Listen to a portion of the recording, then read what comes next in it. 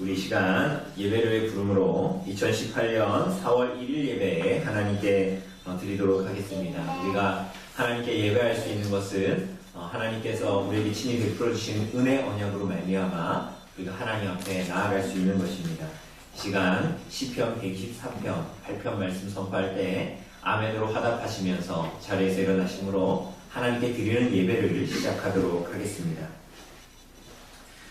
우리의 도움은 천지를 지으신 여호와의 이름에 있도다. 아멘. 기원입니다. 하나님께서 예배 가운데에 하나님의 백성들에게 도움 주시겠다라는 선언입니다. 로마서 1장 7절 말씀 선포하도록 하겠습니다. 하나님의 사랑하심을 받고 성도로 부르심을 받은 모든 자에게 하나님 우리 아버지와 주 예수 그리스도로부터 은혜와 평강이 있기를 원하노라. 아멘. 찬송가 6장으로 하나님을 찬송합시다. 찬송가 6장입니다.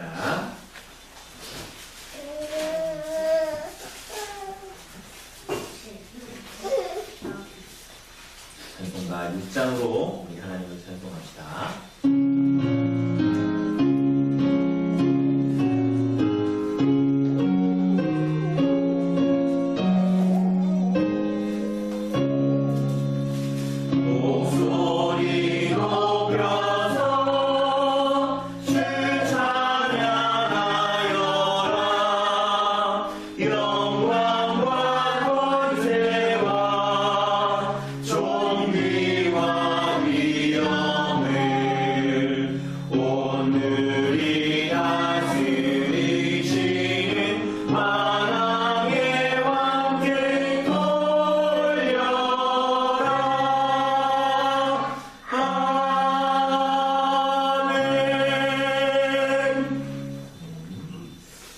사도신경은 성삼위 하나님을 향한 우리들의 신앙의 고백을 요약해 놓은 것입니다.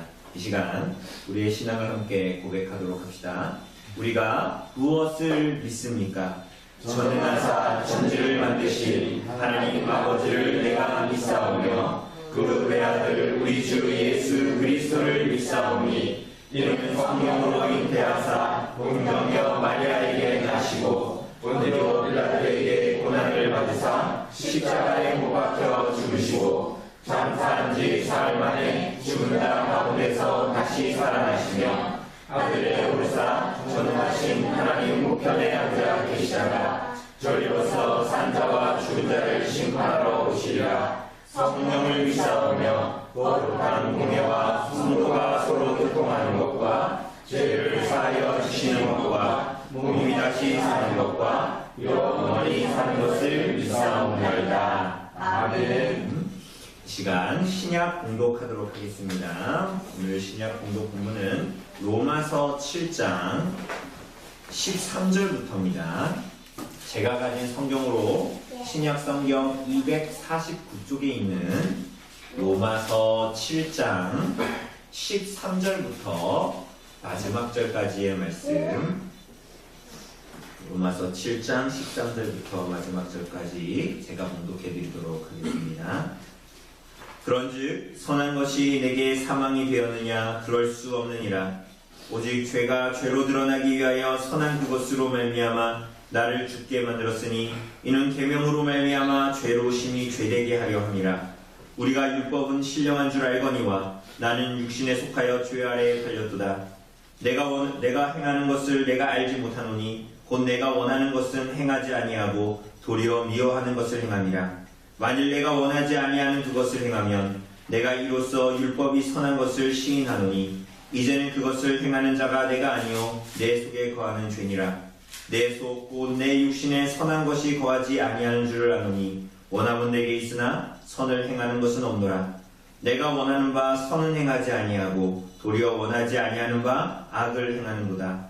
만일 내가 원하지 아니하는 그것을 하면 이를 행하는 자는 내가 아니요 내 속에 거하는 죄니라. 그러므로 내가 한 법을 깨달아노니 곧 선을 행하기 원하는 나에게 악이 함께 있는 것이로다. 내 속사람으로는 하나님의 법을 즐거워하되 내 지체 속에서 한 다른 법이 내 마음의 법과 싸워 내 지체 속에 있는 죄의 법으로 나를 사로잡는 것을 보는도다. 오라 나는 공고한 사람이로다. 이 사망의 몸에서 누가 나를 건져내랴. 우리 주 예수 그리스도로 말미암아 하나님께 감사하리로다. 그런즉 내 자신이 마음으로는 하나님의 법을, 육신으로는 죄의 법을 섬기노라. 아멘. 자리에 앉아주시고요. 우리 찬송가 39장으로 하나님을 찬송합시다. 찬송가 39장입니다.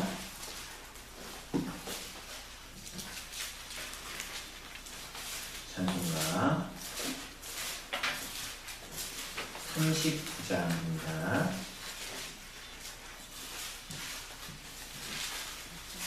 찬송가 39장으로 하나님을 찬송합시다.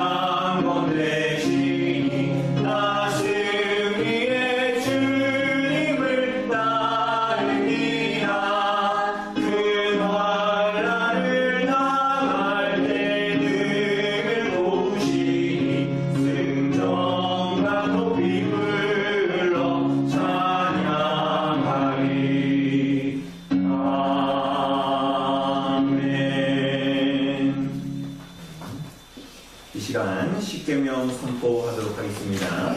성경 표지 뒤에 있는 십계명 선포해 주시기를 바랍니다. 큰 글씨는 제가 읽고 이 작은 글씨는 성도님이 읽어주시면 되겠습니다. 하나님이 이 모든 말씀으로 말씀하여 이르시되 나는 너를 애굽 땅 종되었던 집에서 인도하여 낸 내 하나님 여호와니라. 제1은 너는 나 외에는 다른 신들을 내게 주지 말라.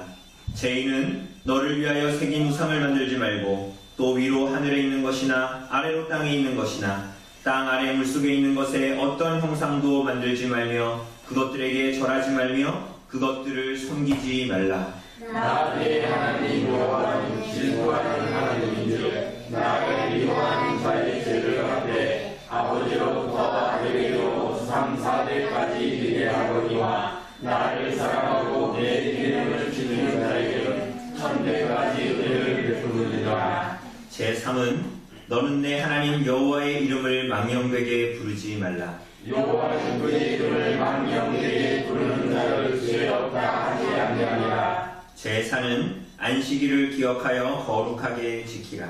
요셉만이 수업의 모든 일을 행할 것이나 일곱째 날은 내 하나님 여호와의 안식일들 너나 내 아들이나 내 딸이나 내 남편이나 내 여종이나 내 자식이나 내 문안에 모는 얘기하고 아무 일도 하지 말라. 이는 엿새 동안에 나 여호와가 하늘과 땅과 바다와 그 가운데 모든 것을 만들고 일곱째 날에 쉬었습니다. 그러므로 나 여호와가 안식일을 회개하여 그날을 거룩하게 하였느니라. 제5는 내 부모를 공경하라. 그리하면 내 하나님 여호와가 우리에게 준 땅에서 내 생명이 이르리라. 제6은 살인하지 말라. 제7은 간음하지 말라.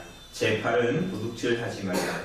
제9는 내 이웃에 대하여 거짓 증거하지 말라. 제10은 내 이웃의 집을 탐내지 말라. 내 이웃의 아내나 그의 남편이나 그의 여자나 그의 소나 그의 남이나 그는 내 이웃의 소유를 탐내지 말라. 아멘. 이 시간 주의 고백의 시간을 갖도록 하겠습니다.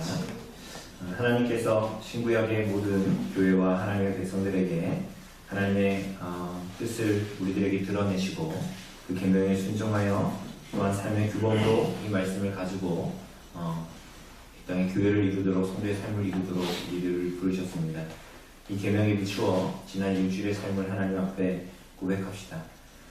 우리들 안에 있는 죄의 연약함을 하나님 앞에 고백하고 하나님의 긍휼과 자비를 구하면서 주의 고백의 시간을 갖도록 하겠습니다.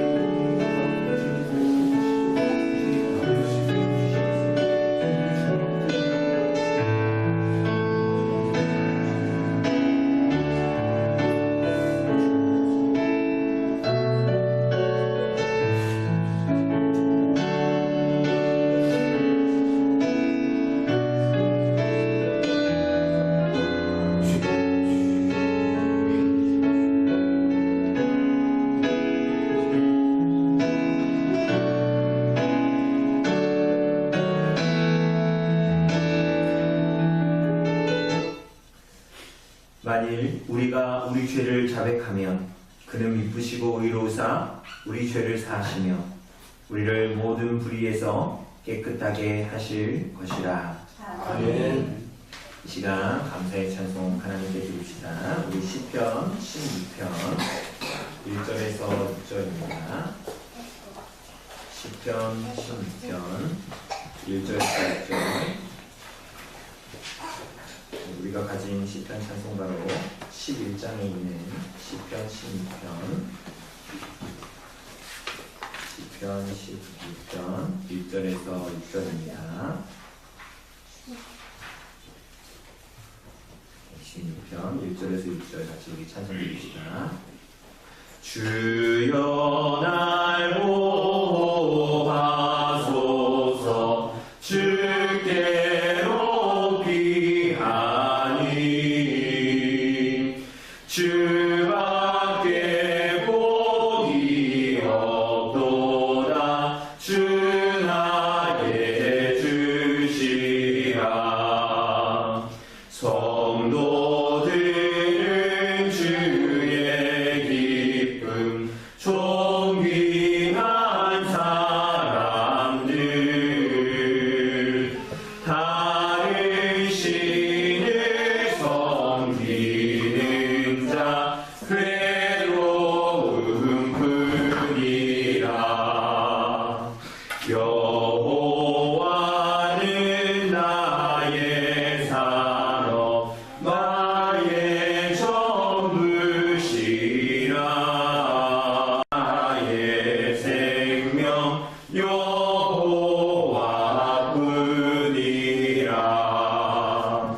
주께서 주신 기업은 참 아름다우니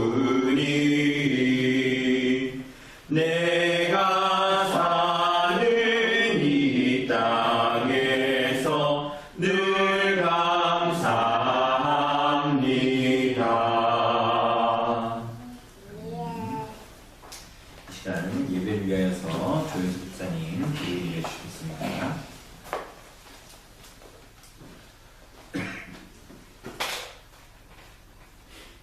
전지전능하신 하나님 아버지, 오늘도 변함없는 사랑과 은혜로 우리들의 교회에 불러주셔서 감사와 영광을 드립니다. 하나님, 세상은 하루하루 세상이 드러나고 생존과 인식하시기입니다. 그런데 우리들의 영혼들은 잠을 자고 있습니다. 하나님, 일어난 영혼들을 깨워 생기를 부어주시고 생동과 능력치에 생명수가 되게 하옵소서. 지난 시간도 우리들이 시작된 마음과 모습들을 하나님의 자비와 공의로 이끌어주셔서 이 시간 예배를 통하여서 성령 하나님의 도우심으로 말씀을 잘 받아 깨달음 있게 하시고 은혜가 충만하고 기쁨이 넘치는 예배가 되게 하옵소서. 그리하여 참 빛이 되신 예수 그리스도께서 세상을 재창조하심을 믿고 예수님의 복음을 전파하는 삶으로 성도들이 되게 인도하옵소서. 그리하여 항상 하나님으로부터 하나님 안에서 자비와 긍휼이 넘치는 삶이 되기를 원하옵나이다. 하나님, 이 시간 말씀을 선포하시는 목사님, 영육과 건강으로 성령의 능력으로 바른 지혜와 지식이 넘치게 도우시고 은혜와 은혜가 넘치게 인도하셔서 받는 저희들에게 그 믿음을 은혜로 항상 믿음이 성장될 수 있게 잘 인도하여 주시옵기를 간절히 바라옵나이다. 감사하고 우리 주 예수 그리스도의 이름으로 기도드려사옵니다. 아멘. 우리 함께 말씀 봅시다. 우리 오늘 하나님 주신 말씀은 요한복음 20장입니다. 요한복음 20장. 요한복음 20장 1절로 10절까지의 말씀. 제가 가진 성경으로 우리 신약 성경 183쪽에 있습니다.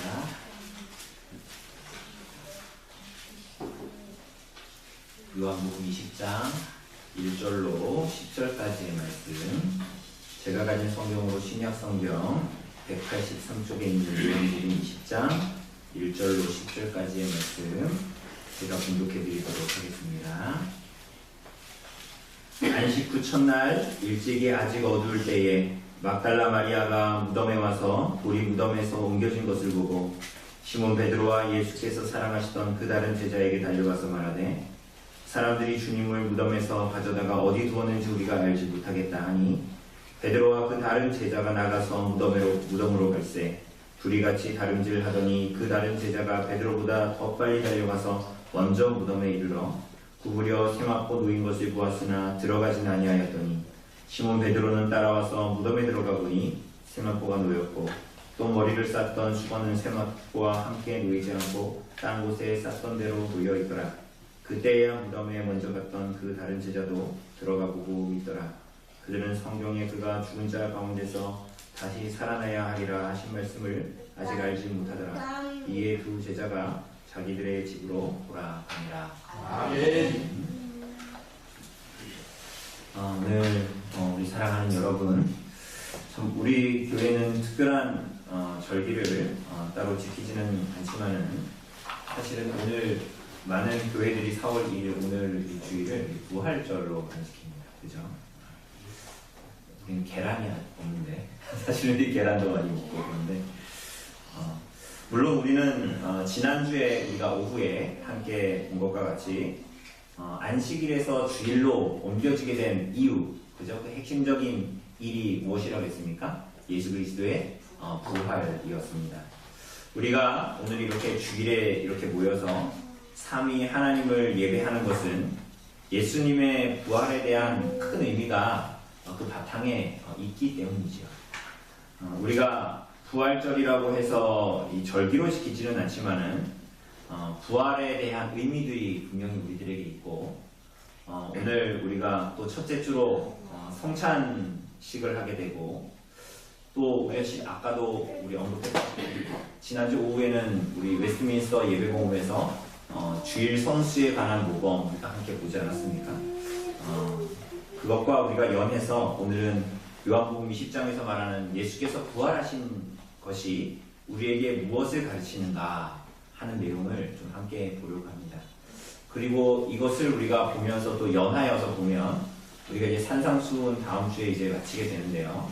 이 산상수훈의 교훈, 예수 그리스도의 부활을 믿는 자들이 왜 산상수훈의 예수님의 가르침을 따라 살아야 하는가, 그리고 그것이 너무나 왜 합당한가 하는 내용을 또 같이 보려고 합니다.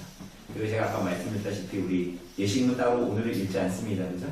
그거 연하여 예수 그리스도의 부활과 그리고 그리스도의 이 가르치신 산상수훈과 그리고 오늘 우리가 함께 나눈 성찬이 어떤 의미를 가지고 있는지 우리가 그것들을 함께 좀 살피고자 합니다. 오늘 본문은 우리가 알다시피 예수 그리스도의 부활, 그리고 그 전장은 예수 그리스도의 십자가의 고난과 죽으심에 대해서 다루었습니다. 우리가 이미 요한복음 강해를 한번 했기 때문에 다 우리가 이해하고 있을 줄로 아는데요. 오늘 본문 1절을 보면 안식 후 첫날 이렇게 시작하죠. 그죠? 그러니까 안식 후 첫날이 언제라고 그랬습니까? 그죠? 토요일 그 다음 날이 바로 토요일이 안식일이었으니까 이때는 그 다음 날이 주일이니까 안식 후 첫날이라고 얘기합니다. 벌써 본문이 이렇게 주님께서 부활하신 일을 기록하면서 시작하면서 안식일을 들어 말씀하시는 것은 우리 주 예수 그리스도의 부활이 안식일과 깊은 관계를 가지고 있다는 거예요. 그죠? 곧 이 안식 후 첫날 예수께서 부활하셨다.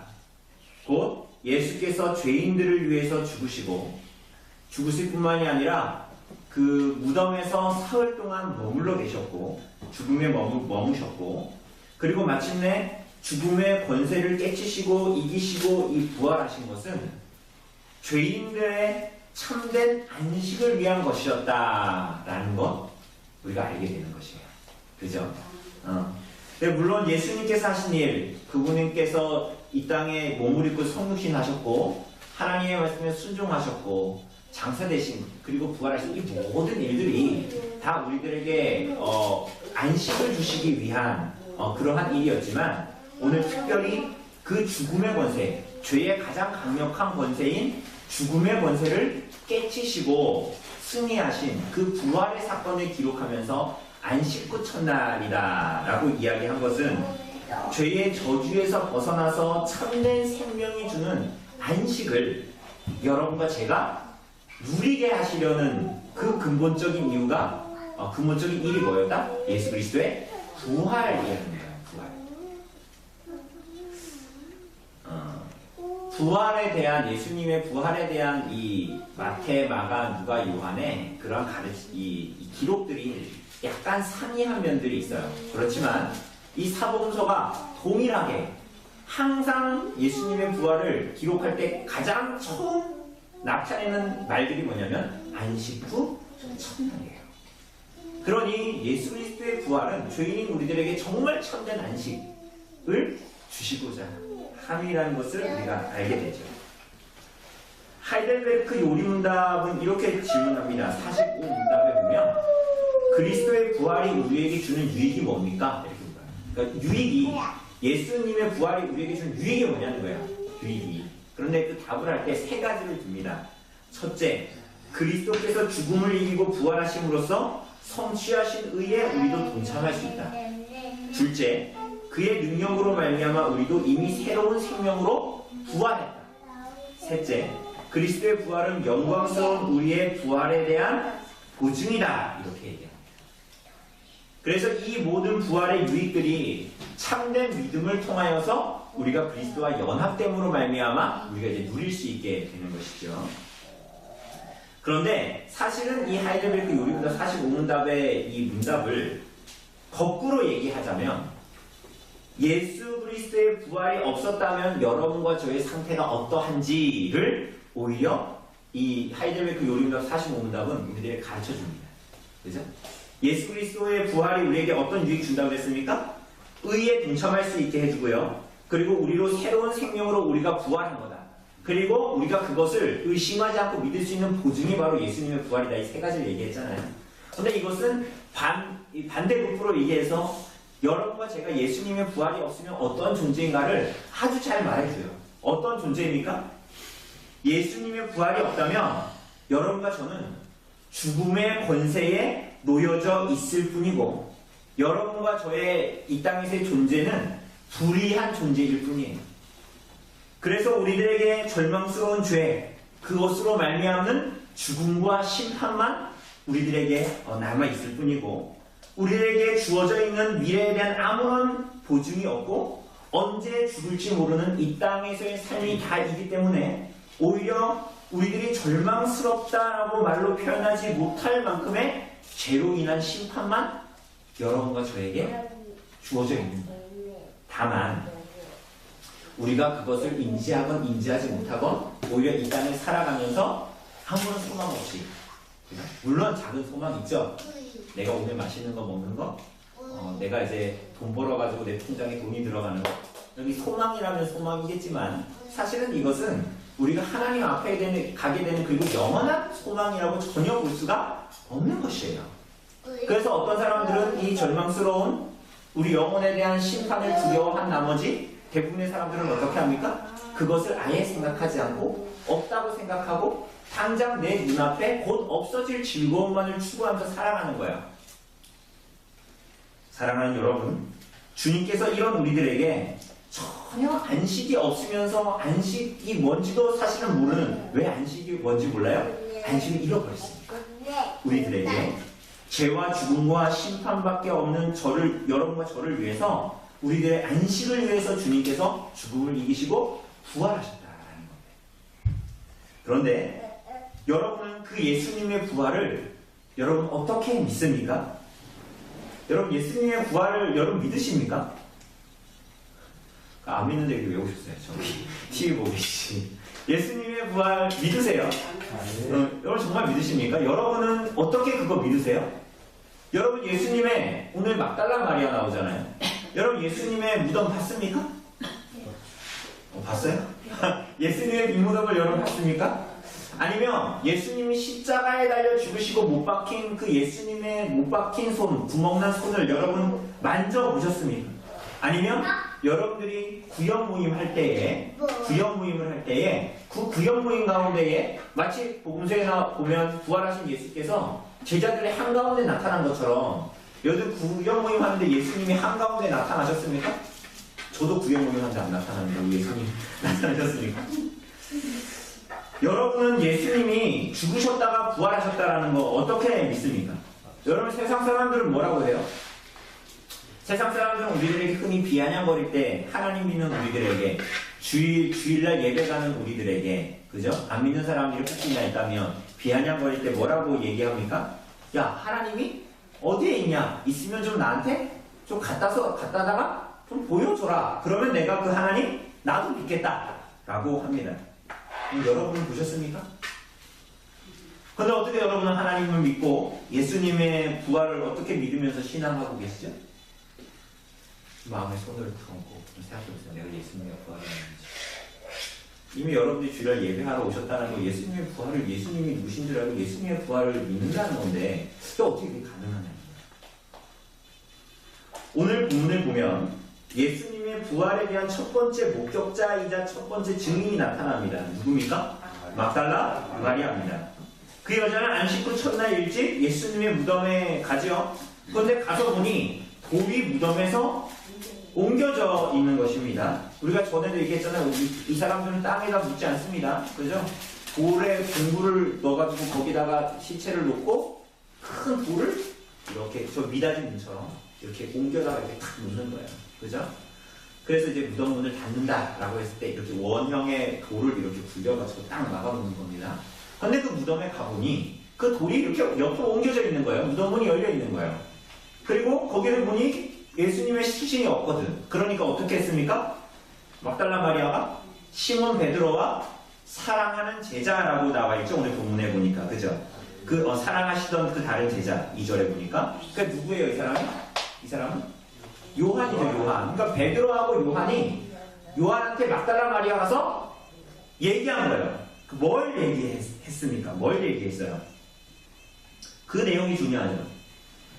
사람들이 주님을 무덤에서 가져다가 어디 두었는지 우리가 알지 못한다라는 것이에요. 무덤이 열려있었고 예수님 시체가 없어졌으니까 사람들이 그 시체 어디로? 갖고 간 것 같다. 내가 모르겠다. 이렇게 얘기한 거예요. 제자들 어떻게 해요? 무덤으로 막 달려가요. 그죠? 무덤으로 막 달려갔는데 원래 성격대로라면 베드로가 가장 먼저 갔어야 되는데 요한이 빨랐나 봐요. 요한이 먼저 가서 갔는데 요한은 들어가지 않았어요. 그죠? 근데 베드로는 늦게 도착했는데 어떻게 했어요?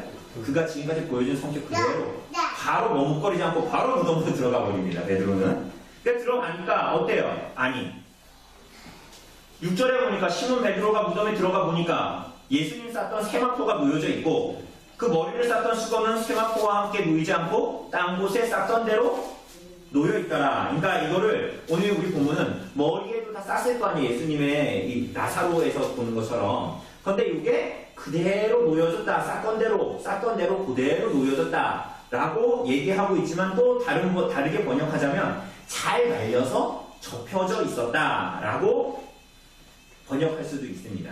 어쨌거나. 여러분, 그래서 이 사람들이 그거 보고 어떻게 했어요?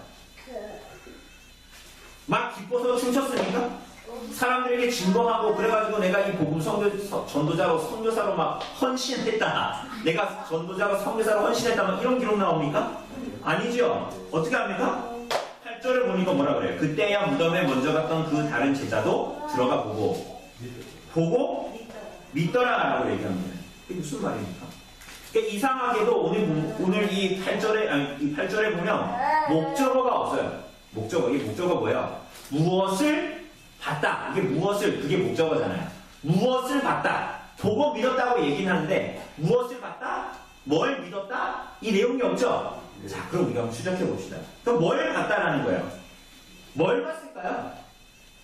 예수님의 시체가 없고 그렇죠. 세마포로 그 시신을 잘 둘러쌌던 그 세마포가 잘 말려져 있는 것을 봤다.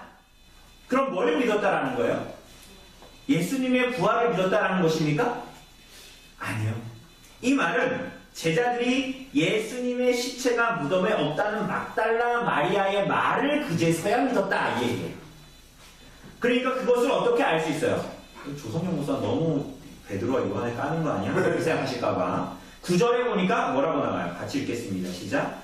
그들은 성경에 그가 죽은 자 가운데서 다시 살아나야 하리라 하신 말씀을 아직 알지 못하더라. 이게 무슨 얘기입니까?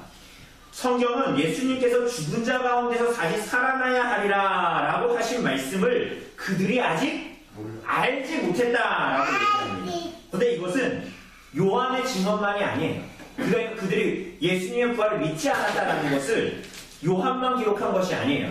누가복음에 보면 누가복음 24장 12절에 보면 그 부활을 보고 예수님의 시신이 없어진 걸 보고 그들이 기히 여기며 집으로 돌아갔다 이렇게 기록합니다. 어떻게 얘기했다고요?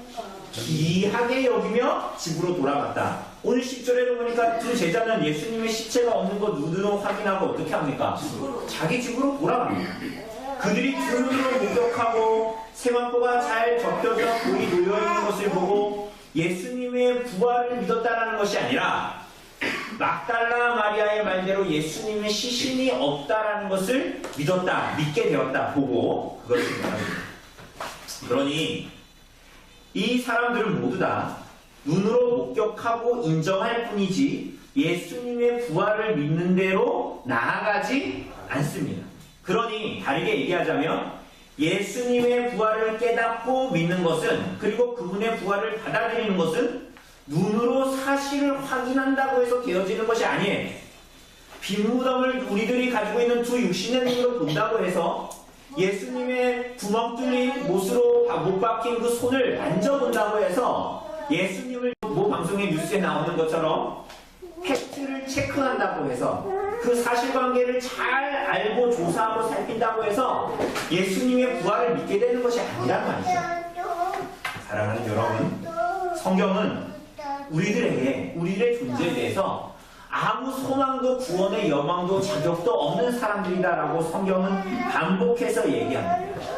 우리는 요한복음 보잖아요. 기억나십니까? 요한복음 1장에서 요한복음을 시작할 때 요한이 이렇게 말합니다. 빛이 어둠 가운데 비쳤으나 어둠이 깨닫지를 못했고, 하나님께서 자기 백성에게 오셨으나 누구도 그분을 영접하지 않았다. 사랑하는 여러분, 이것이 바로 여러분과 제가 가지고 있는 영적인 어둠이다 라고 말합니다. 때로 생각하기를, 야, 구주를 생각만 해도 이렇게 좋거든.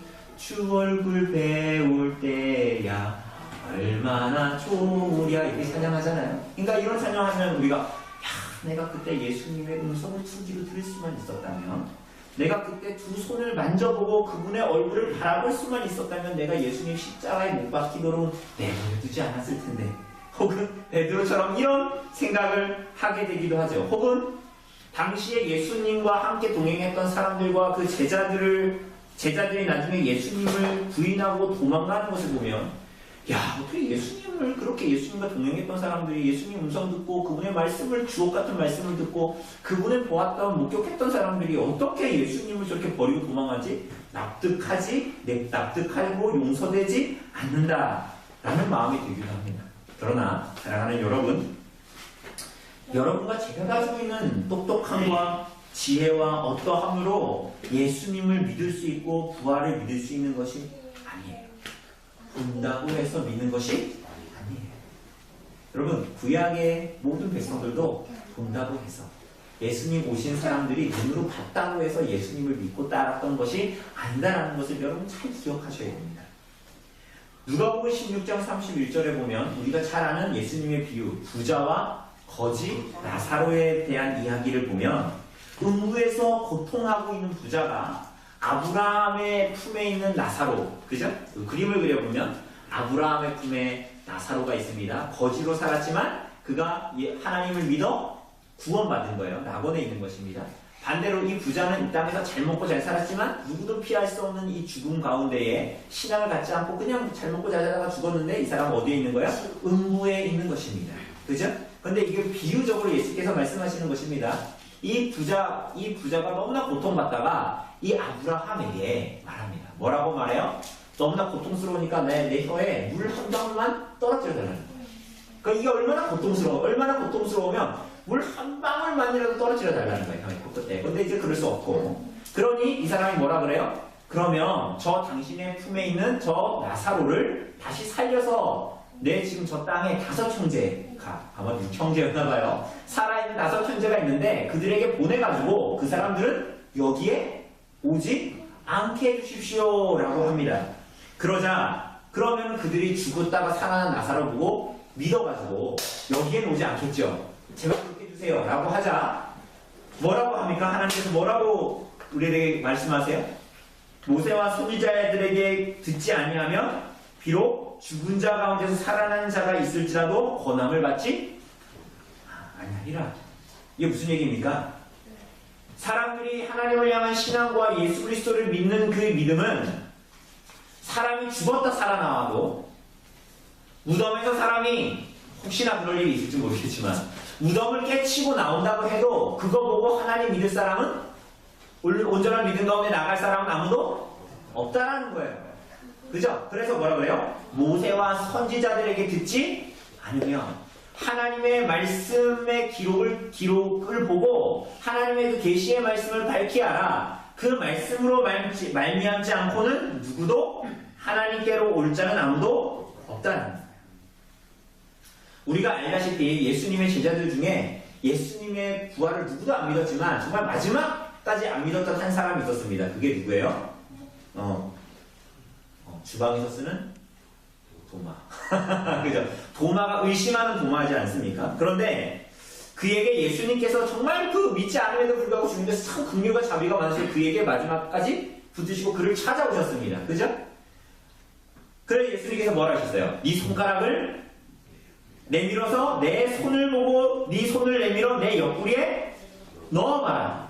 그리하여 믿음 없는 자가 되지 말고 믿는 자가 되라 라고 말씀하시죠. 그러자 도마가 뭐라 그래요? 그거 옆구리에 뭐 여기 넣어봅니까? 아니요. 나의 주 나의 하나님이신다라고 고백하죠.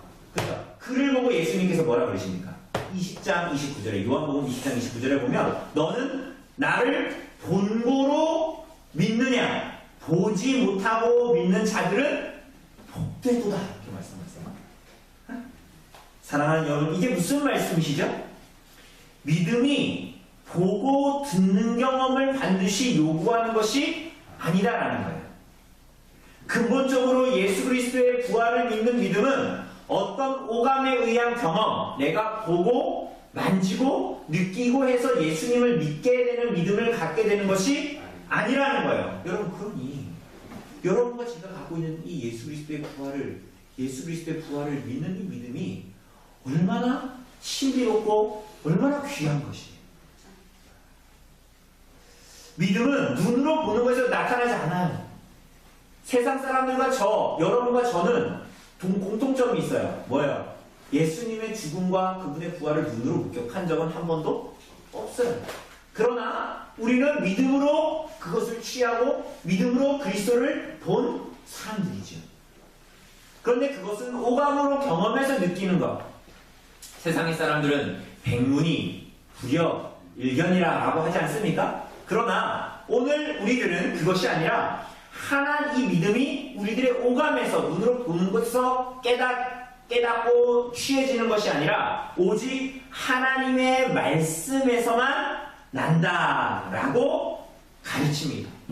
그래서 누가복음에서는 부자에게 모세와 선지자들의 글에서 알지 못하며 그리고 도마에게는 보지 못하고 믿는 자들은 복되다. 그리고 오늘 본문에 보면 9절에서 제자들이 성경을 깨닫지 못해서 눈으로 봤지만 성경을 깨닫지 못해서 하나님의 말씀을 깨닫지 못해서 그들이 예수님의 부활을 믿지 못했다라고 말씀하고 있는 거예요. 여러분 베드로와 요한이 예수님의 부활을 메시아의 부활을 예언하고 있는 시편의 말씀이나 이사야의 말씀이나 호세아의 말씀을 아예 몰랐다 라는 말일까요? 아니에요. 이 사람들 유대인이기 때문에 해당만 봐도 시편, 이사야, 호세아 듣고 읽을 수 있는 거예요. 그죠? 그러니 이 사람들이 그 말씀을 몰랐다라는 것이 아니죠. 성경을 깨닫지를 못하는 거예요. 예수님 안 믿는 사람도 성경 백독할 수 있습니까? 없습니까? 어떻게 하면 읽을 수 있을까요? 이거 백독하면 한 1억 준다 그러면 길을 쓰고 읽을걸? 그렇지 않습니까? 근데 읽을 수 있단 말이에요. 그러니까 예수님 안 믿어도 종교학자들은 성경을 읽는단 말이에요. 그죠? 그런데 그것을 다 그렇게 읽는다고 해서 예수 그리스도의 부활을 믿게 됩니까? 아니에요. 요즘 한국 사회에는, 한국 교회에는 약간 주지주의적인 성격을 가지고 있어요. 그게 뭐냐면 뭔가 이성으로, 지성으로 많이 깨닫고 많이 알아야 이 성경의 사실은 이게 역사적으로는 이게 어떻고 이게 사실은 이 역사의 깊이 내면에는 뭐가 있고 이런 내용들을 많은 책을 읽고 많이 습득해야 올바른 믿음으로 간다라는 듯한 얘기를 하는 그걸 주지주의라고 그러거든요. 한 번 쉽게 얘기하면 똑똑해야 똑똑해야 합리적인 판단을 해서 성경 잘 믿을 수 있다라고 얘기하는 그런 류의 풍조가 있습니다. 그렇게 맞습니까? 아니죠. 그럼 여러분과 저 같은 사람은 우리가 어떻게 예수님의 바른 믿음을 가질 수 있습니까? 그죠? 혹은 공부 많이 안 한 사람들 그럼 어떻게 예수님 믿을 수 있어요? 그죠? 전혀 아닌 거예요. 오늘 그러니까 본문은 성경을 깨닫지 못함 때문에 이들이 부활을 믿지 못했다라고 이야기합니다. 그죠? 이것은 아까도 얘기했다시피 성경 많이 읽고 많이 외워서 되는 일이 아닙니다.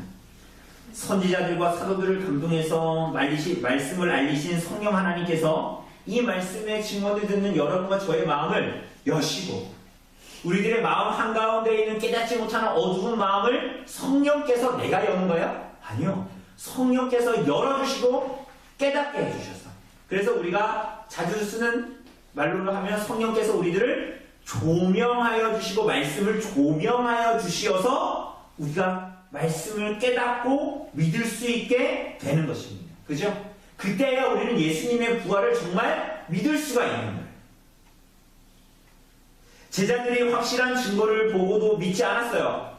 이 사람들보다 예수님의 부활을 정말 못 보는 사람들이 어디에 있습니까? 그러나 성령의 계시와 증거로 오순절 성령 감임 사건으로 말미암아 이들이 참으로 그리스도를 알고 깨닫고 성령의 충만함을 입어 말씀을 깨닫고 그 말씀을 증언하게 된 거야. 그죠? 성령께서 성경의 저자이신 성령께서 말씀을 깨닫게 해주셔야 돼요. 여러분 심지어 보세요. 예수님의 제자들이 있을 때 예수님이 부활하신 예수님이 나타나셨습니까? 안 나타나셨습니까? 부활하신 예수님이 나타났어요? 나타났어요? 안 나타났어요? 제자들 모여있는데 갑자기 문도 안 열었는데 갑자기 한가운데 훅 나타나셨죠? 요즘 유행하는 말로 갑자기 훅 가운데 나타나셨잖아요. 그죠? 근데 그 사람들이 예수님을 진실하게 믿게 됐으니까. 그러니까 이 사람들은, 이 제자들은 부활하신 예수님을 목도하면서도 나중에 이제 막 사도행전도 초반 막 이런 데 보면 이 예수님의 부활 그리고 그분이 승천해야 될 거라는 것에 대해서 이해하지 못했어요. 근데 나중에 사도행전에 보면 성령께서 강림하시고 성령이 그들 가운데에 불같이 임하게 되자 그죠? 그들이 깨닫고 나중에 그 자리에서 막 방언을 하니까 주변 사람들이 뭐라고 그랬어요? 쟤네들이 저 낮부터 나 술 먹어 취해가지고 저러는구나 이런 거예요. 그러니까 근데 거기서 베드로가 뭐라고 했습니까? 그게 아니라 유월서를 들어 설교하자 예수 그리스도가 하나님의 아들이심을 증언하자 몇 명? 3,000명이 회심하여 주께로 나오는 일들이 벌어진 거예요. 그죠? 오늘 사랑하는 여러분은 예수님의 부활을 어떻게 믿으십니까? 하나님의 밝히 드러낸 계시가 하나님의 말씀인지 그 말씀에 침잠하여 묵상하며 살기를 힘쓰고 있습니까? 그것이 나의 능력에 있지 않고 나의 머리에 있지 않고 나의 힘과 에너지를 얼마나 쓰는지에 달려있지 않고 계시의 영이신 성령께서 밝히 비춰주셔야 내가 정말 하나님의 말씀을 알 대로 알고 깨달을 대로 깨닫고 믿을 대로 믿을 수 있는 줄 알고 기도에 힘쓰고 있습니다.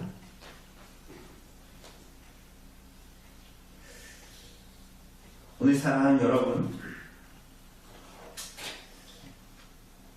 일자 무식이라도 머리가 좋지 않아도 가진 것이 없어도 성령께서 얻은 우리들의 마음과 지성을 열어주시고 말씀을 조명하여 깨닫는 마음 주시면 우리들은 예수님 믿을 수 있어요.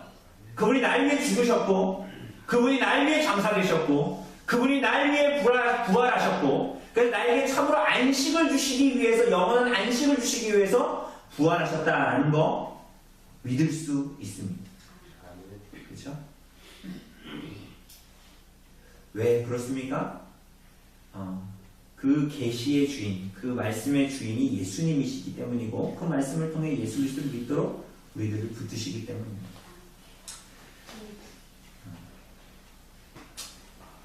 사랑하는 여러분, 제자들이 다 예수님 부활 목격하고 집에 갔잖아요. 그죠? 그런데 마리아는 어떻게 합니까? 그 예수님을 참 사랑했나 봐요. 그 사람이. 그러니까 예수님 부활을 알 대로 알지 못하지만 예수님을 사랑하는 거야. 그래서 그 무덤 앞에서 뭐 하고 있어요? 11절에 보니까 마리아는 무덤 밖에 서서 울고 있어요. 해봐, 얘는 진짜 없어졌으니까. 내가 사랑하는 예수님 진짜 없어졌으니까 울고 있는 거야. 근데 울다가 무덤 안에 들여갔죠. 그죠? 근데 무슨 일이 벌어졌어요? 그 안에 보니까? 네, 쫓아서 몇 명이? 우리가 성경을 헐렁헐렁하게 보면 안 됩니다. 치밀치밀하게 몇 천사가 몇 명이에요? 두 천사가 있어요. 근데 두 천사가 어디에 있어요? 하나는 예수님의 누워있던 머리편에, 하나는 발편에 누워있어요. 왜 그럴까요? 왜 요한이 기록했을까요? 그냥 두 천사가 있었다. 그 안에 보니까. 그 두 천사가 이렇게 얘기했다. 이렇게 쓰면 되잖아요. 근데 왜 굳이 두 천사가 하나는 머리에, 하나는 양쪽 끝에 지금 있는 거잖아요. 두 천사가. 그 왜 이렇게 기록했을까요? 예수님은 요한복음 2장에 보면 46년 된 성전을 헐면 예수님께서 사흘 만에 성전을 다시 세우겠다라고 말씀하셨죠. 여러분 기억나세요? 사흘, 며칠 만에? 사흘 만에. 그러면 이 성전은, 예수님이 말씀하신 성전은 뭘 얘기하는 겁니까? 자신의 몸, 육신된 몸. 예수님이 46년 동안 성전 지은 거 그거 헐면 내가 3일 만에 내가 현대건설 이렇게 해가지고 다시 짓겠다 뭐 이런 거 아니잖아요. 그죠? 그건 뭐를 말씀하신 거예요? 사실은 성전인, 본래적인 성전인 자신의 몸. 그리고 3일 만이라고 그랬잖아요. 이건 뭐예요? 3일 만에 부활할 자신의 몸을 말씀하신 거예요. 말하자면 예수님은 자신의 몸을 뭐라고 말씀하신 거예요? 성전이라고 말씀하신 거예요. 그런데 여러분 우리가 성전, 성막 보면 거기서 가장 중요한 곳이 어디입니까? 지성소, 휘장으로 가려져 있는 지성소. 근데 지성소 안에 뭐가 있어요? 지성소에서 가장 중요한 게 뭡니까? 뭐 하나밖에 없잖아요. 그 안에 뭐 있어요? 언약궤 있잖아요. 언약궤. 그죠? 기억나시죠? 그 언약궤가 있잖아요. 그런데 그 언약궤 위 뚜껑 거기에 보면 뚜껑이 어떻게 생겼어요? 기억나세요? 두 천사가 양쪽에서 이렇게 날개를 뻗고 잇대어 있죠.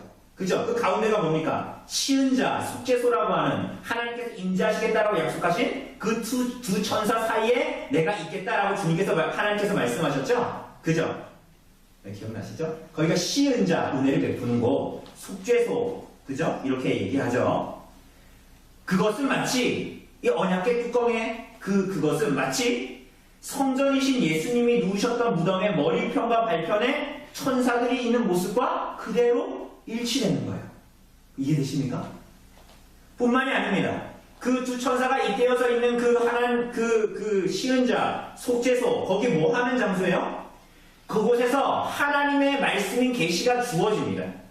뿐만이 아닙니다. 그곳에서 뭐 합니까? 1년에 한 차례씩 대속죄의 대제사장이 들어가서 그곳에서 제물의 피를 뿌려서 이스라엘 사람들 백성들의 죄를 속죄합니다. 그죠? 그곳이 뭐예요? 시은자 속죄소입니다. 그죠? 그런데 예수님은 어떤 분이시죠? 예수님은 태초에 말씀이 계시니라. 그리고 말씀이 육신이 되어 우리 가운데 거하심에 우리가 그 영광을 보니 하나님의 독생자의 영광이요 은혜와 진리가 충만하더라. 예수님이 누구라고요? 하나님의 말씀이신 분이다. 그리고 그 하나님의 뜻의 계시가 바로 예수님이라고 말하고 있는 거예요. 이해되시죠? 그러니까 그 시은자, 그 언약궤 뚜껑, 하나님이 임재하시는 분, 거기 임재하시는 곳, 그곳에서 뭐가 흘러나온다고 말씀하셨어요? 하나님께서 우리에게 말씀하신다고요. 계시하신다고. 그죠? 그런데 예수님이 어떤 분으로 오셨다고요? 말씀이신 분으로 오셨잖아요. 그죠? 그런데 그분이 누워있던 곳에는 뭐가 있어요? 양쪽 끝에 두 천사가 앉아있어요. 마치 언약궤 뚜껑의 모습과 동일한 모습이에요. 뿐만이 아닙니다. 예수님이 왜 오셨습니까? 세례 요한이 예수님 보고 뭐라고 했습니까? 세상 죄를 지고 가는 하나님의 어린 양이다. 그 시은자, 그 속죄소에 1년에 한 차례씩 짐승의 피를 뿌려서 이스라엘 백성들의 죄를 속하기 위해 뿌려진 것처럼, 그죠? 그 예수님이 우리들의 죄를 속하기 위한 분으로 오셨다라는 것을 공히 이야기하고 있는 것입니다. 여러분, 더하여서 예수님의 무덤에 있는 두 천사는 아담과 하와가 죄로 말미암아 에덴 동산에서 쫓겨난 후에 생명나무를 지키는, 생명나무 누가 지킨지 아세요? 네? 잘하네요. 천사들이 생명나무를 지켰거든요. 천사들이 그러니까 저 타락한 아담과 하와가 생명나무 먹고 영생할까 하여 화영원과 그룹들로 그 천사 그룹이 천사거든요. 그 생명나무 지키겠다 얘기해요. 그걸 떠오르게 합니다. 왜 그렇습니까? 그 일이 어디에서 있었다고요? 에덴 동산에서. 그런데 요한은 요한복음에서 반복해서 예수님이 계신 곳을 어디라고 계속 얘기하냐면 동산이라고 얘기해요.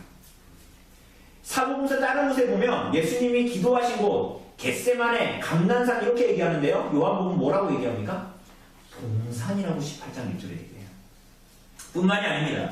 예수님이 죽으신 곳과 그분이 장사된 곳을 뭐라고 동산이라고 얘기할까요? 이상하죠? 더하여서 오늘 15절을 보면 이 막달라 마리아가 부활하신 예수님을 이 15절에 보면 부활하신 예수님을 만났는데 뭐라 그래요? 마리아는 그가 누군지 알았다고요? 동산을 지키는 동산직인 줄 알았다고요. 이걸 왜 이렇게 기록하고 있을까요? 사랑하는 여러분, 요한은 왜 이러한 모습으로 예수님을 나타냅니까? 예수께서 부활하신 이유가 뭐라고 그랬어요? 안식 후 첫날이라고 기록한 이유가 뭐라고 그랬어요? 우리들에게 참된 안식을 주시기 위해서, 죄와 죽음과 심판밖에 남아있지 않은 죄인들에게 안식을 주시기 위함이라고 말했죠. 그런데 이 인간의 안식은 언제 깨졌습니까? 어디에서 깨졌어요? 에덴 동산에 아담과 하와의 범죄로 완전히 사라졌죠. 그런데 여러분과 제가 어떻게 안식을 누릴 수 있습니까? 아까도 얘기했다시피 예수님의 부활로 말미암아 주어집니다. 어떻게요? 첫 번째 아담은 에덴 동산에서 실패했지만 두 번째 아담으로 오신 누구요? 예수님은 이루셨어요. 첫 번째 아담은 하나님의 말씀에 순종하고 그분의 말씀으로 에덴을 다스리면서 하나님의 영광을 드러내는 데에 실패했죠.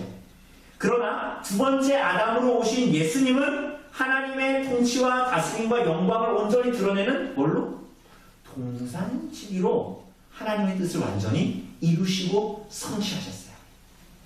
에덴 동산에서도 아담은 동산지기로 있었거든요. 쉽게 얘기하면 하나님의 말씀으로 이 세상을 다스리는 그 대리자예요. 이렇게 예수님은 창조를, 이 에덴 때의 창조를, 이 실패했던 이 일들을 새롭게 창조하시고 인간의 죄로 말미암아 이 내려졌던 에덴 동산의 이러한 타락 그리고 저주를 어떻게 하십니까? 이 동산에서 새롭게 하심으로 새 창조, 새 에덴을 가지고 오시는 분, 그분이 누구예요? 예수님. 그것을 예수님의 부활로 가지고 오시는 거예요. 그죠? 어떻게? 죄의 이 에덴 동산에 나타났던 이 죄의 가장 큰 권세인 뭐를? 죽음, 사망을 완전히 깨뜨려 부심으로 부활하심으로 말미암아 이 창조를 새롭게 창조하시고 이 동산을 새롭게 하시는 거예요. 깨졌던 안식을 새롭게 안식을 취하시는 거예요. 사랑하는 여러분, 이런 예수님의 새 창조로 인해서 에덴의 회복 가운데로 초청받은 자들이 누구예요? 여러분과 저예요. 교회예요. 새로운 피조물로 우리가 그렇게 부름을 받았고 니고데모에게 말씀하신 대로 거듭난 존재예요. 예수님의 부활을 말미암아 거듭난 존재로 여러분과 저를 부르신 거예요. 그래서 예수님께서 막달라 마리아에게 예수님의 부활과 승천을 전하라고 하시면서 그 대상인 제자들을 뭐라고 부르십니까? 19절에 보면 뭐라고 부르세요? 누구에게 가서 이 얘기를 전하라 그랬어요? 너는 내 누구들에게? 예, 이 소식을 누구에게 전하라? 너는 내 19절에 보면 19, 죄송합니다. 17절에 보면 그렇죠. 내 형제들에게. 예수님과 제자들이 형제입니까? 예수님과 제자들이 형제예요? 아니죠. 근데 예수님께서 뭐라고 그러세요? 내 형제들이다 이렇게 말씀하시는 거예요. 새 창조로 말미암아 깨어져 버린 안식을 완전히 회복하심으로 말미암아 새 에덴을 이루신 예수님께서 우리들을 새로운 피조물로 붙드시고 뿐만이 아니라 새로운 공동체로 우리들을 부르셨어요. 쉽게 얘기하면 여러분 가족으로 부르셨어요. 가족으로.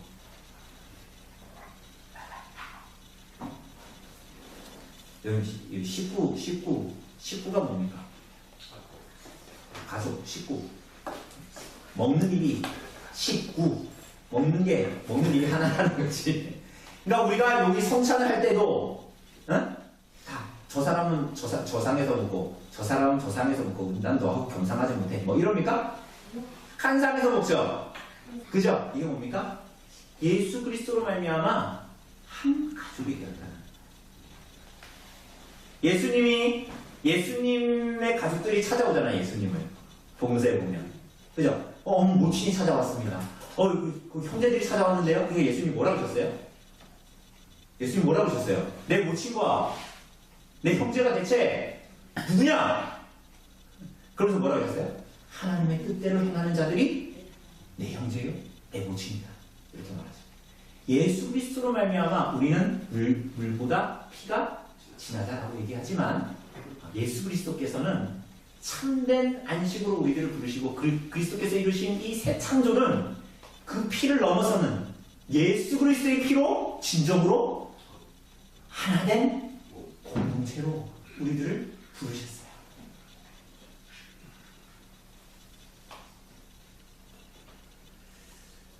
사랑하는 여러분,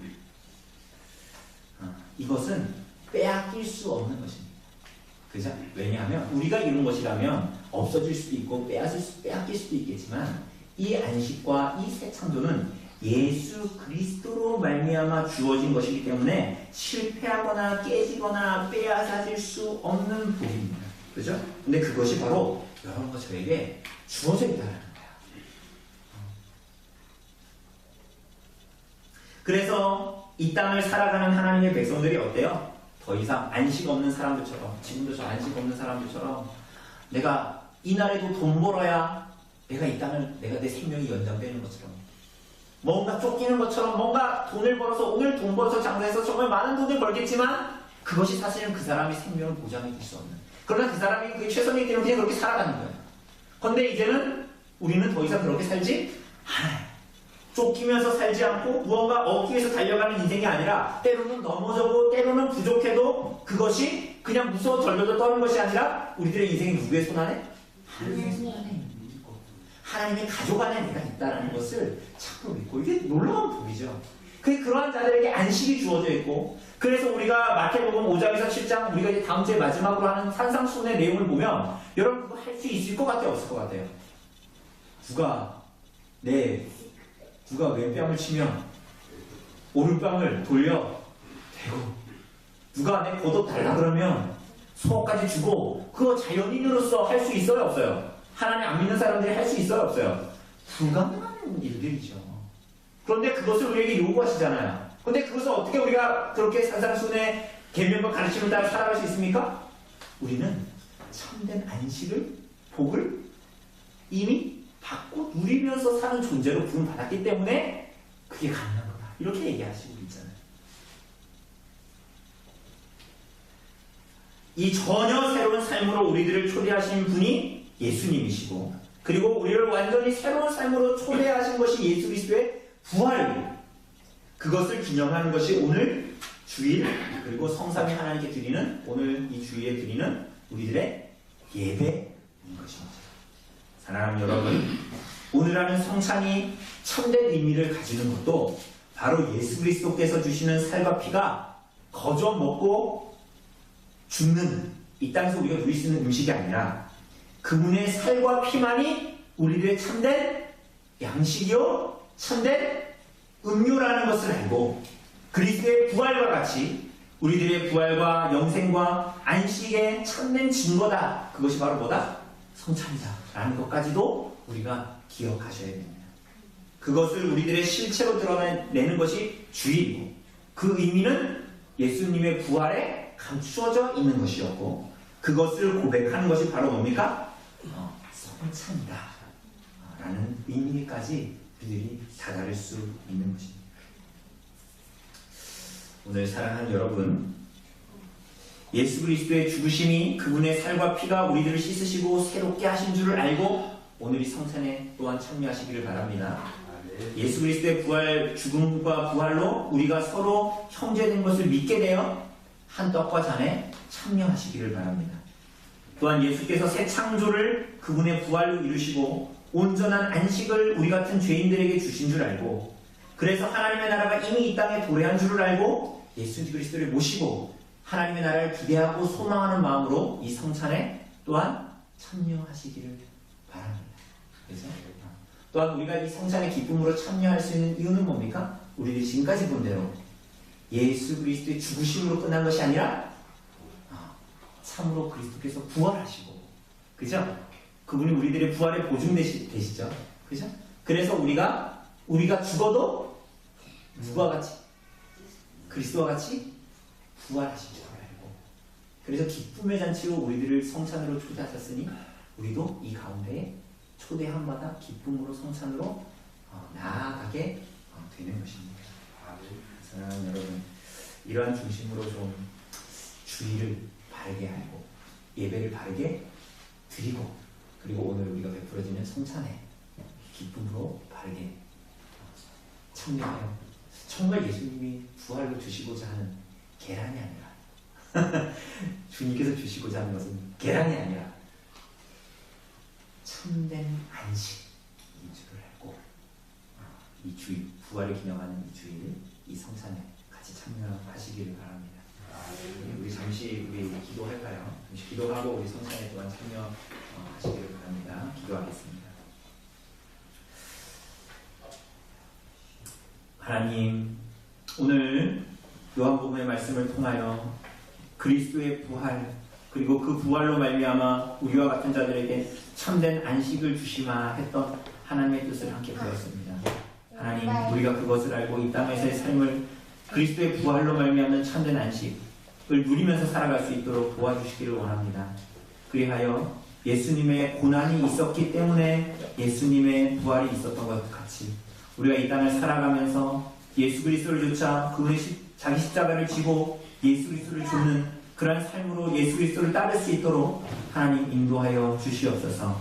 오늘 우리들 하나님 성찬에 참여하도록 또한 이끌어 주시니 감사합니다. 성령께서 주님께서 참으로 그분의 몸으로 베푸신 그 안식, 우리가 이 성찬에 참여함으로 우리 마음에 역사하여 주셔서 우리가 주 예수 그리스도를 더욱더 신뢰하고 우리가 더 이상 죄 가운데 살지 않고 주님이 주신 안식 가운데에 그리스도께서 우리 안에, 우리가 또한 주님 안에 살 수 있는 은혜를 우리 가운데 허락하여 주시옵소서. 모든 말씀 우리 주 예수 그리스도의 이름으로 기도드립니다.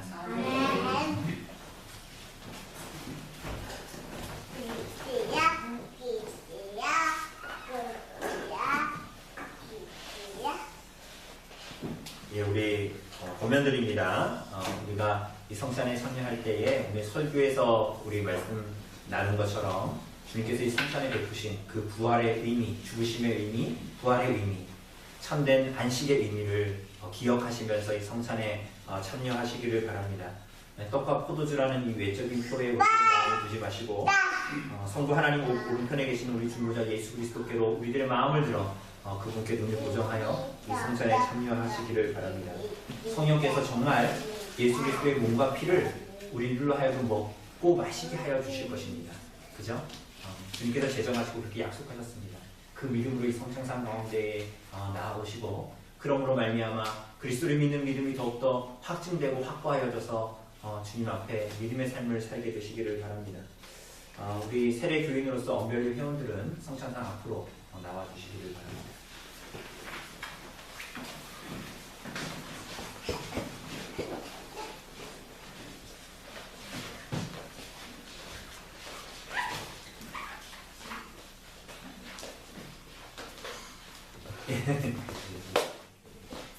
네,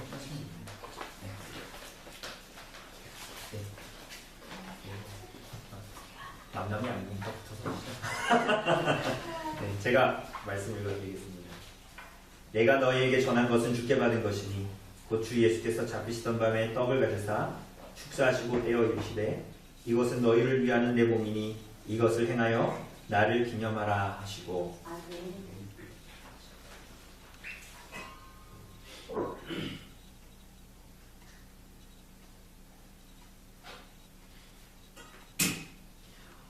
우리가 떼는 떡은 우리가 그리스도의 몸에 참여하는 것입니다. 그리스도께서 십자가에 달려 그 몸을 다 찢으신 것은 바로 여러분과 저의 모든 죄를 속하시기 위한 것임을 믿으시고 이 떡을 받으시기를 바랍니다.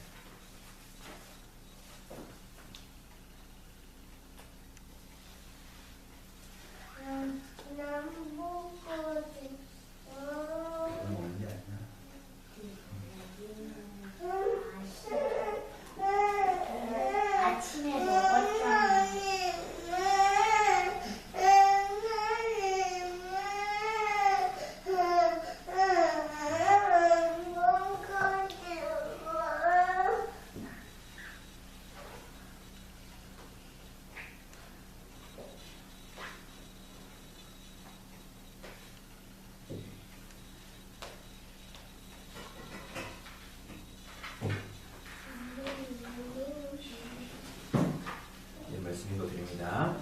19회 또한 그와 같이 잔을 가지시고 이르시되 이 잔은 내 피로 세운 새 언약이니 이것을 행하여 마실 때마다 나를 기념하라 하셨으니 너희가 이 떡을 먹으며 이 잔을 마실 때마다 주의 죽으심을 그가 오실 때까지 전하는 것입니다. 아멘.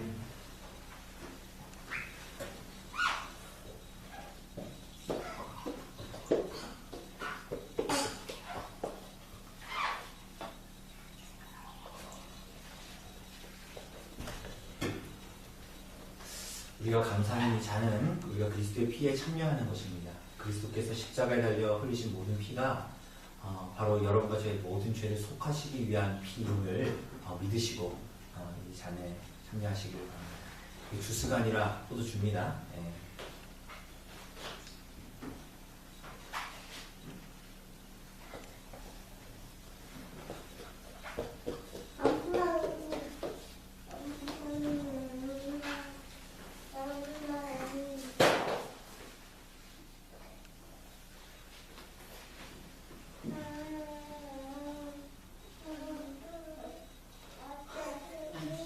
너무 많이 마시면 내 술이 가서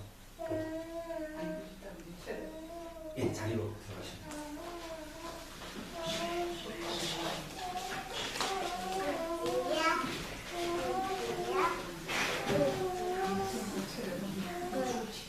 이거 다음에 하실 때 이거 다 안 드셔도 됩니다. 이게 남기셔도 됩니다. 식사는 다 드셔도 되는데 이거는 다 드시기 술이기 때문에 이게 취할 겁니다. 제가 잠깐 기도드리도록 하겠습니다. 하나님, 우리로 하여금 성찬의 상에 참여할 기회를 주시니 주님 감사를 드립니다. 우리들의 믿음이 좀 더욱더 굳세게 되어질 수 있도록 도우시고 우리의 영혼이 정말 가난아이와 같이 있지 않고 그리스도께서 우리에게 주시는 말씀과 또 성례로 말미암아 우리들의 믿음이 좀 확증되고 나날이 장성할 수 있도록 하나님 은혜를 베풀어 주시옵소서. 그래서 감사의 열매를 우리의 삶 가운데 맺어서 우리들의 모든 생활 가운데 주님과 이웃을 참되게 사랑할 수 있는 은혜를 또한 우리 가운데 허락하여 주시옵소서.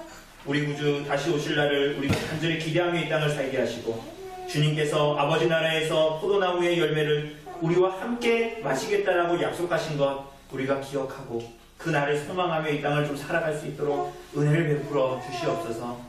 모든 말씀 우리 주 예수 그리스도의 이름으로 기도드립니다. 아멘.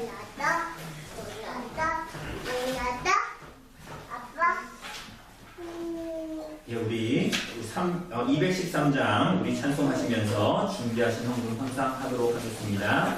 찬송가 213장입니다.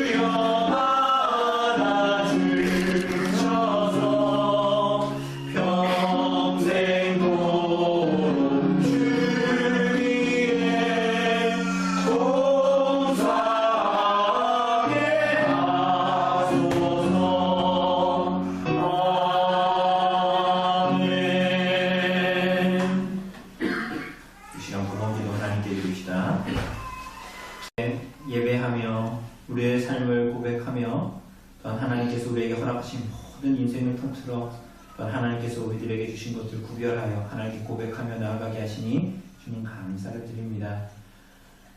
우리에게 주신 모든 것들, 우리의 시간과 모든 삶이 하나님께서 우리에게 청신기로서 맡기신 것이고 그래야 우리가 무엇을 하든지 하나님의 영광을 위하여 살도록 부르셨는데 우리가 그 부르심에 합당하게 이 땅을 좀 살아갈 수 있도록 우리들의 삶 또한 그렇게 봉헌되어질 수 있도록 하나님 은혜를 베풀어 주시옵소서. 드린 모든 물질을 통해서 하나님의 나라의 교회와 복음의 영광을 위해서 온전히 쓰일 수 있도록 하나님 은혜를 베풀어 주시옵소서. 모든 말씀 우리 주 예수 그리스도의 이름으로 기도드립니다. 자리에서 일어나셔서 찬송가 635장 우리 같이 찬송 부릅시다. 찬송가 635장입니다.